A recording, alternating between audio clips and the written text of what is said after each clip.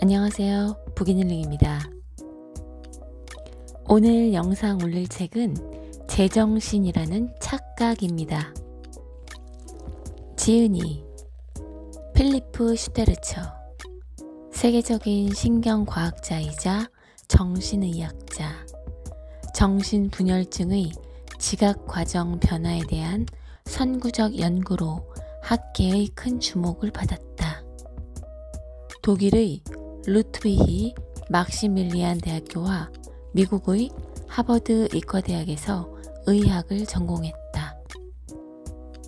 독일 베를린으로 이주해 샤리테 대학에서 정신의학과 심리치료를 훈련받고 독일 연구협회의 지원을 받아 시각지각연구소를 설립했다. 이후 그의 팀은 시각적 인식의 기초가 되는 신경과정과 정신질환의 변화를 조사하기 위해 기능적 신경 영상화를 비롯한 여러 방법을 활용한 연구를 진행 중이다. 프롤로그. 세상이 7일 만에 창조됐다고? 분명히 말도 안 되는 이야기인데 사람들이 그것을 굳게 믿는 현상을 주변에서 쉽게 볼 수 있다. 언제부터 이런 현상에 매력을 느꼈는지 잘 모르겠다. 하지만 난 매우 오래전부터 이런 현상에 흥미를 느꼈다. 내가 신경정신의학자의 길을 선택한 이유다. 이 책도 그런 관점에서 시작됐다. 나는 기독교 집안에서 태어났다.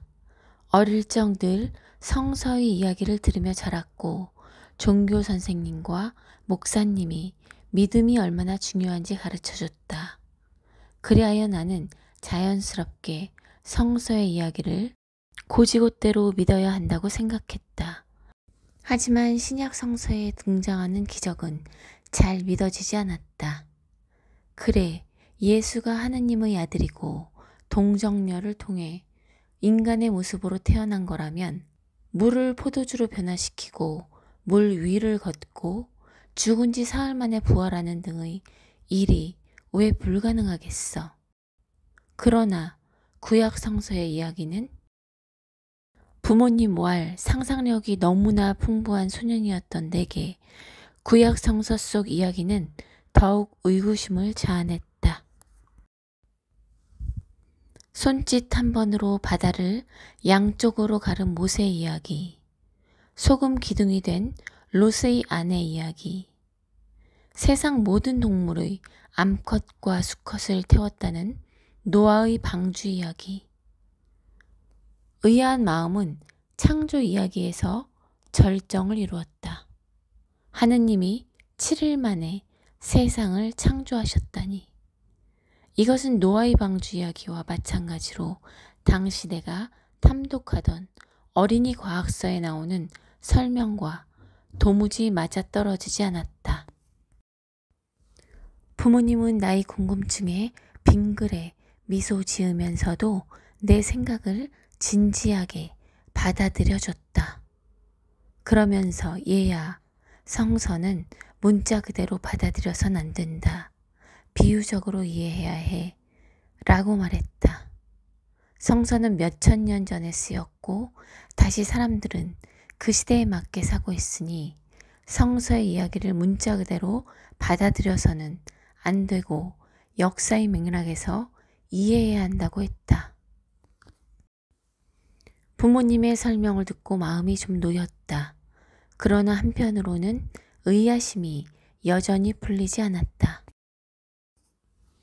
아니, 성서는 하느님의 말씀이 아닌가? 하느님은 전지전능한 분이라면서 왜 그런 분이 2000년 전에 지금의 우리로서는 좀 황당하게 다가오는 이야기를 했단 말이지? 나는 어린아이의 논리로 자문하고는 그래, 그냥 그렇다고 해두자 라고 타협했다. 그러고는 성서를 문자 그대로 피상적으로 읽는 것을 그만두고 그 안에 깃든 더 깊은 영적 의미를 발견하고자 노력했다. 그러면서 다른 사람들도 나와 비슷하겠지 라고 생각했다. 모두가 언뜻 동화처럼 보이는 이야기 속에서 더 깊은 메시지와 지혜를 읽어내려 한다고 말이다. 그러다 20대가 되어 많은 사람이 성서와 다른 고대 문헌의 텍스트를 그냥 고지고대로 받아들인다는 사실을 알았을 때 어안이 벙벙해졌다. 창조 동화 혹은 창조 신화를 아주 진지하게 사실로 받아들이고 블랙홀부터 진화론에 이르기까지 과학적인 이야기를 완전히 엉터리라고 받아들이는 사람들이 있었다. 이 사람들은 왜 이렇게 생각하는 것일까? 신이 어떻게 7일 동안 온 세상을 창조했다는 것일까? 그러면 과학은 뭐가 되는 것일까? 우주 창조와 지구상 생명체에 대한 과학적 인식은 다 헛소리란 말인가? 이런 문제들에 대한 과학적 인식이 완전히 틀릴 가능성이 얼마나 될까? 과학자들은 모두 엄청난 음모론을 신봉하며 사람들을 호도하려는 것일까? 나는 이 같은 현상에 대해 오래전부터 모종의 매력을 혹은 깊은 우려를 혹은 이 둘을 동시에 느껴왔다. 어떤 이유에서든 사람들이 주어진 사실과 확률을 무시하고 흔들림 없이 자신의 확신을 고수하는 현상을 말이다. 이런 현상이 내게 매력적으로 다가오는 것은 일종의 민족학적 호기심 때문이다. 이런 현상은 놀라움과 흥미를 불러일으키고 이를 이해하고 설명하고 싶게 만든다.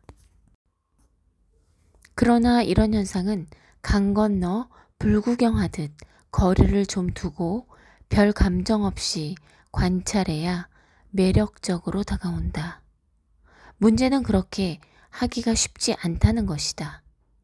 그것이 쉽지 않은 이유는 첫째, 내가 사실과 무관하게 확신을 고수하는 사람들을 보며 그들이 틀렸거나 터무니없다고 확신하기 때문일 것이다. 이는 나 역시 내 확신에 위배되는 여러 사실을 제대로 보지 못하기 때문일 수도 있다. 그리고 둘째, 내가 제한된 자원을 가지고 제한된 생활 공간을 공유하며 이런 공간에서 평화롭게 지내고자 하는 사회 공동체의 일원이기 때문이다. 더불어 살아가면서 서로 얼마나 잘 지낼 수 있느냐 하는 데는 우리가 현실에 대해 진인상이 중요한 역할을 한다. 현실에 대한 상이 어떤 식으로 더불어 살아갈지, 어떤 규칙을 세우고 사회와 개인으로서 어떻게 중요한 결정을 내릴지 좌우하기 때문이다. 사회 구성원들은 사회가 잘 돌아가도록 공동의 해결책을 찾기 위해 조율하고 타협하고 협력해야 한다. 구성원 모두가 같은 의견이라면 문제가 없다. 그러나 구성원들이 서로 다른 이해관계를 가지고 그것을 관철시키려고 하면 어려워진다. 무엇이 진실이고 무엇이 진실이 아닌지 서로 합의되지 않을 때도 어려워진다. 신이 인간을 창조했다고 확신하는가? 인간이 진화의 산물이라고 확신하는가는 더불어 살아가는데 별로 중요하지 않는 문제일지도 모른다. 어떤 사람이 어떤 신념을 가지든 그건 사적인 문제가 아니겠는가. 그러나 신이 있는지 없는지, 이 세상과 인간이 어떻게 생겨났는지 같은 비교적 추상적인 질문 말고도 더불어 살아가는데 매우 중요하지만 사회 구성원끼리 서로 의견 차이가 나는 주제가 굉장히 많다. 기후변화가 일어나고 있는가? 그렇다면 그것은 인위적인 것일까? 아니면 지구온난화는 늘 있어온 정상적 기온 변동으로 걱정할 필요 없고 대책을 세울 필요도 없는 것일까? 코로나19 사태는 빌 게이츠가 일으킨 것일까? 혹은 무책임한 중국 과학자들 때문에 발생한 일일까? 아니면 인간이 살아가는 방식이나 여러 지역의 높은 인구 밀도, 동물 사육 방식 등 다른 원인으로 발생한 일일까? 이런 질문에 대한 우리의 답은 중요하다. 그것이 많은 것을 좌우하기 때문이다. 사람들 모두가 흔들림 없이 본인의 확신만 부여잡고 있어 이런 질문에서 합의가 이루어지지 않는다면, 그래서 이 시대가 당면한 현안에 필요한 조치가 이루어지지 않는다면 정말 우려할 만한 일일 것이다. 인간은 본성상 이기적이고 근시안적이라 믿고 싶은 것만 믿는 존재인 것일까? 지구온난화를 막기 위한 조치가 내 생활에 불편을 초래하니까 편하게 그저 인위적인 기후변화 따위는 없고 그냥 지어낸 이야기라고 믿어버리는 것일까? 코로나19 팬데믹 극복 방안 때문에 자유로운 삶을 포기해야 하고 귀찮게 마스크를 쓰고 다녀야 하니까 코로나19가 빌 게이츠가 인류를 통제하기 위해 조작한 사건이라고 믿어버리는 것일까? 하지만 일은 그렇게 간단치 않다. 우리가 세계를 자신이 보고 싶은 대로 보는 건 맞지만 이런 세계상이 우리의 욕구나 필요에만 좌우되는 것은 아니다. 세계상은 우리가 필요에 따라 이리저리 왜곡한 상이 아니다. 그보다 더 근본적인 의미에서의 개인적인 상이다. 우리가 주변 세계를 어떻게 지각하고 우리의 지각을 어떻게 커다란 전체, 즉 큰 그림으로 정돈하는지는 매우 개인적인 부분이다. 우리의 세계상은 머리, 더 정확히 말하자면 뇌에서 만들어진다. 물론 우리는 사회적 존재로서 소통하기에 나의 세계상과 너의 세계상은 서로 무관하지 않다. 소통하기 때문만이 아니라 우리 모두 유전적 장비가 비슷하다 보니 뇌도 비슷하게 작동하기 때문이다. 그리하여 각자가 만들어내는 세계상은 많은 부분 유사하다. 그럼에도 결국 감각기관이 제공하는 데이터를 이해하고 설명해야 하는 것은 나의 뇌다. 세계에 대해 개인적인 상을 만드는 것은 나의 뇌인 것이다. 인간 지각이 극히 주관적이라는 것과 그런 주관성이 뇌에서 어떻게 만들어지는가. 10대 후반부터 대학교 저학년 때까지 나는 많은 시간을 음악에 할애했다. 마인드 게임즈 밴드는 나와 친구들에게 음악적 고향이자 실험실이 되어줬고 우리는 밴드 활동을 하며 다양한 리듬 작업을 했다. 가령 춤추는 난장이가 보이시나요? 라는 작품에서 4분의 3박자 혹은 4분의 4박자로 들릴 수 있는 리듬을 만들었다.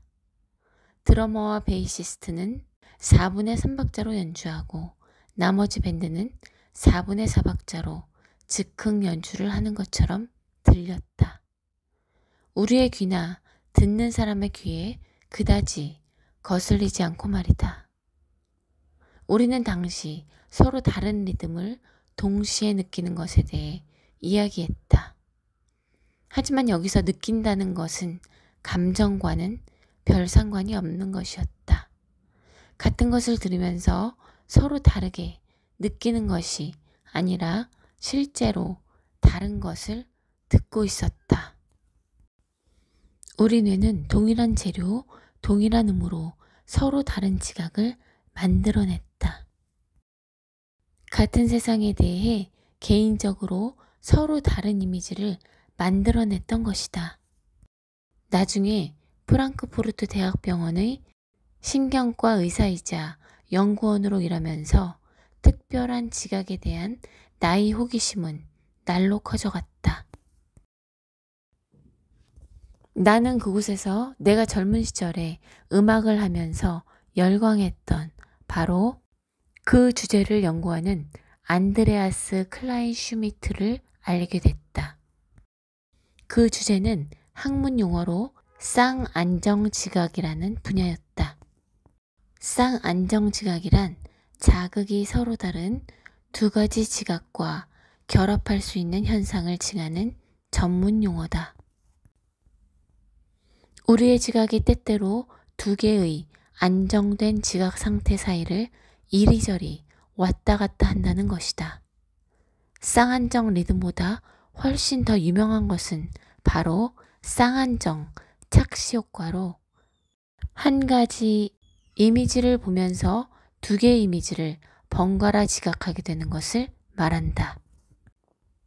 나는 안드레아스 클라인 슈미트가 이끄는 연구팀에 합류해 우리의 뇌가 쌍안정 지각 현상을 활용해 어떻게 머릿속 세상을 만들어내는지 신경학적으로 탐구하기 시작했다. 쌍안정 지각을 통해 인상 깊게 느낄 수 있듯 우리의 지각은 수동적 과정이 아니다.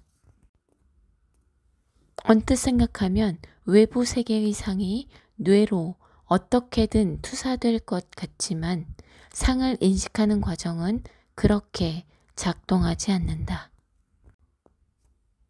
우리 뇌 속에서 누가 이런 투영된 이미지를 보고 그로부터 의식적으로 지각된 이미지를 만들어낸단 말인가. 외부 세계에서 투사한 이미지를 보고 뿅 하고 마술처럼 의식적인 지각을 만들어내는 주체가 뇌 속에 있단 말인가? 그렇게 작동하지 않는다는 걸 우리는 쌍안정 지각을 경험할 때 눈으로 여실히 확인할 수 있다. 우리가 의식하지 못한 사이 우리의 뇌는 시종일관 주어지는 감각 데이터로부터 지각을 구성한다. 그리고 이 과정에서 대부분 명확하고 안정된 해답에 이른다. 뇌는 외부 세계에 직접 접근할 수 없기에 지각을 만들어내야 한다. 뼈로 이루어진 깜깜한 공간에 들어앉아 감각기관이 그에게 공급해주는 신호를 이해해야 한다. 우리의 뇌는 발달 과정에서 바깥의 사건 중 어떤 것이 이런 신호를 유발하는지 학습해야 한다. 그렇게 해야만 지각을 만들어내고 이런 지각을 세상이 어떠하며 이 세상의 사건이 어떻게 연결되는지에 대한 이론, 생각, 아이디어, 예감, 의견, 신념, 확신으로 분류할 수 있다. 뇌가 어떻게 지각을 만들어낼까라는 질문을 연구하다 보니 나는 지각의 변화 증상이 나타나는 심리질환에 점점 더 관심이 생겼다. 현실과 유리된 세계상을 지니고 있어. 즉, 그들의 뇌가 현실과 유리된 세계상을 만들어내 타인들이 볼 때 미쳤다는 생각이 드는 질환 말이다. 그런 질환 중 하나는 조현병이다. 조현병 환자는 최소한 다른 사람들이 볼 때는 현실과의 연결을 잃어버린다. 그리하여 환각 증상, 즉 현실에 부합하지 않는 지각과 망상, 다시 말해 현실에 부합하지 않는 생각과 확신을 경험한다. 그리하여 나는 신경과에서 신경정신과로 방향을 틀어 뇌가 세계상을 만들어낼 때 어떤 과정이 어떤 방식으로 변하는지에 천착해 보기로 했다. 어떤 과정이 변화될까라는 질문은 곧 다음 질문으로 이어졌다. 정말 변화가 된다면 건강한 사람의 뇌기능과 망상에 시달리는 사람의 뇌기능에 분명한 차이가 있어야 하지 않을까? 하지만 연구를 깊이 할수록 그런 명백한 차이는 전혀 존재하지 않는다는 것이 확연해졌다. 정확히 말해 차이는 있을지도 모른다. 그러나 정상과 병리적 변화 사이에 명확한 선을 그을 수는 없었다. 이 사실은 별로 놀랍지 않다. 우리 주변에도 현실과 그다지 부합하지 않는 확신을 품고 있으면서도 명백한 증거가 나와도 확신을 수정하려 하지 않는 경우가 비일비재하지 않는가. 음모론 신봉자나 종교적 근본주의자만이 아니라 우리 모두에게 해당되는 이야기다. 데이터와 사실을 토대로 가능한 한 진실에 부합하는 세계상을 그려내야 할 과학자들마저 자신의 아이디어에 지나치게 열광하다가 삼천포로 빠져 말도 안 되는 이론을 주장하는 경우를 심심찮게 볼 수 있다. 그러므로 우리가 자신만의 세계를 만들어내는 것은 인간들의 보편적이고 기본적인 특성인 듯하다. 따라서 우리는 세상을 다르게 지각하고 지각을 우리 나름대로 이해해 무엇이 맞고 무엇이 틀린지에 대해 서로 다른 확신에 이르곤 한다. 그뿐 아니라 사실이 분명히 그에 반하는 경우에도 흔들리지 않고 자신의 확신을 고수하곤 한다. 이렇게 현실과 동떨어지게 되는 것은 뭐 아니면 도현상이 아니다. 우리 모두 어느 정도는 현실에서 떨어져 있기 때문이다. 우리 모두가 실제로 어느 정도 제정신이 아닌 걸까? 또는 우리가 제정신이 아니라고 여기는 사람들이 최소한 우리 생각보다는 제정신인 걸까? 우리는 어째서 최대한 현실적인 세계상을 제공하는 걸 최우선 과제로 여기지 않는 뇌를 가지고 태어났을까? 진화가 어째서 우리를 종종 현실을 그릇되게 평가한 뒤 증명되는 사실이 대두해도 아랑곳하지 않고 자신의 틀린 확신을 고집스럽게 부여잡는 존재로 만들었을까? 다음과 같은 질문도 생긴다. 그렇게도 종종 서로가 확신하는 바가 다르고 종종은 그 확신이 그릇된 것인데도 자신의 확신을 철석같이 믿고는 그 믿음에 갇히는 현상을 대체 어떻게 하면 좋단 말인가?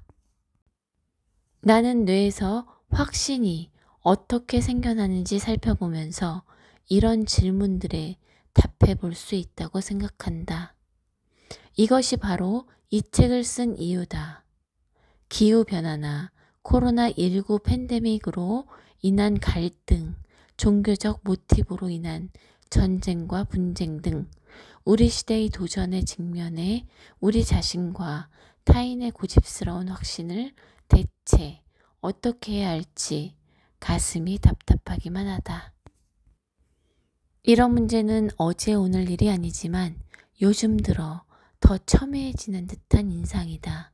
열린 대화를 나누고 서로 합의에 이르는 것이 많은 경우 불가능할 정도로 서로 다른 확신이 심하게 대립하는 모습이다.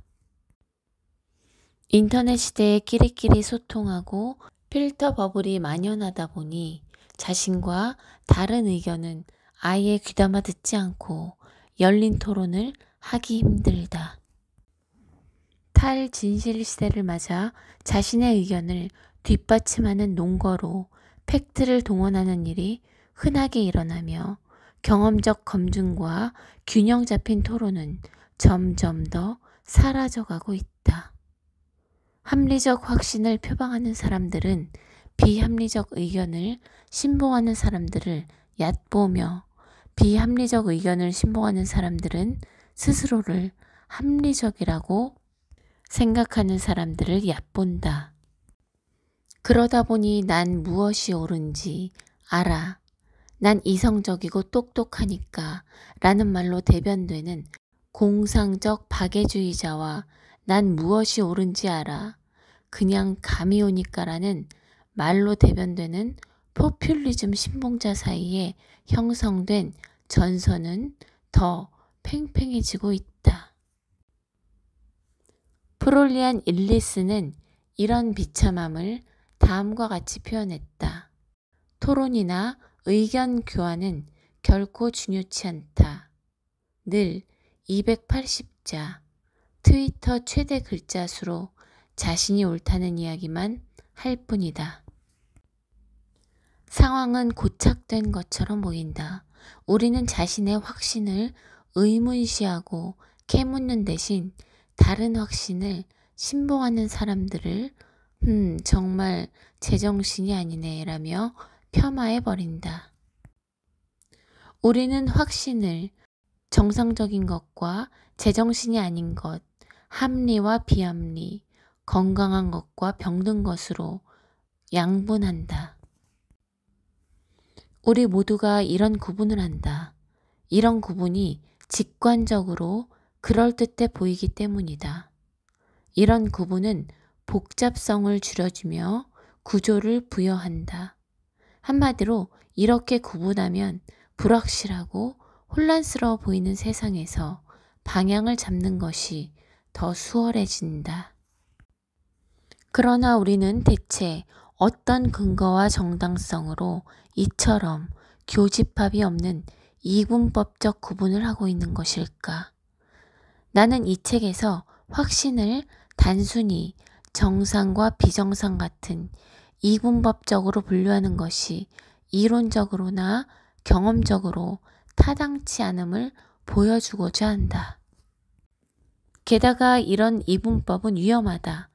건설적인 대화에 장애물이 되고 사회 분열을 초래하기 때문이다. 이분법은 생각, 믿음, 성적 지향이 다른 사람들을 배제하게 만든다. 자신의 신념과 다른 생각을 하는 모두를 배제하고 보는 것이다. 이분법은 무엇보다 심리질환자에 대한 낙인을 부추긴다. 그러므로 확신을 이분법적으로 구분하면 많은 것이 더 간단하게 느껴지지만 사회에서 더불어 사는 것을 어렵게 만든다. 그러면 어떻게 하면 좋을까? 대안이 무엇일까? 이런 질문에 대해 손쉬운 답을 할 수는 없을 것이다. 하지만 확신이 어떤 메커니즘으로 생겨나고 유지되는지, 그리고 확신이 우리를 위해 어떤 기능을 하는지 이해한다면 답변에 최대한 접근할 수 있지 않을까 싶다. 이 책에서 나는 신경과학적 관점에서 이야기하려 한다. 최근 뇌과학 이론과 연구 결과를 토대로 확신이 생겨나는 기본 메커니즘과 기능을 설명할 것이다. 신경과학 외에도 철학, 진화론, 유전학, 사회심리학, 인지심리학, 그리고 무엇보다 신경정신의학을 넘나들며 논의해 보려고 한다. 핵심 명제는 바로 이것이다. 어떤 확신이 정상적인 것으로 혹은 제정신이 아닌 것처럼 보인다 해도 그것은 언제나 가설에 불과하다는 것이다. 이런 가설은 종종 우리에게 커다란 유익이 된다. 세상에서 일어나는 일을 예견하게 해주고 그런 사건에 더 쉽게 대응하도록 해주기 때문이다. 그러나 가설은 가설일 따름이다. 즉, 아직 입증되지 않은 가정이므로 언제든 잘못된 것으로 드러날 수 있다. 확신하고 싶어하고 확신을 고집스럽게 부여잡고 싶어하는 경향은 심리적으로나 진화론적으로 10분 이해가 가는 일이다. 하지만 확신은 가설에 불과하므로 자신의 생각이 틀릴 수도 있다는 점을 받아들이고 절대적으로 확실한 것은 있을 수 없다는 점을 염두에 둔다면 자신의 생각을 비판적으로 바라보고 다른 관점에 대해 열린 태도를 취할 수 있을 것이다. 이런 태도는 다원화된 사회에서 서로 도우며 평화롭게 공존하는데 중요한 전제다. 이 책이 보여줄 관점이 우리 모두가 열린 태도로 타인과 평화롭게 공존할 수 있게끔 작은 기여를 할 수 있으면 좋겠다.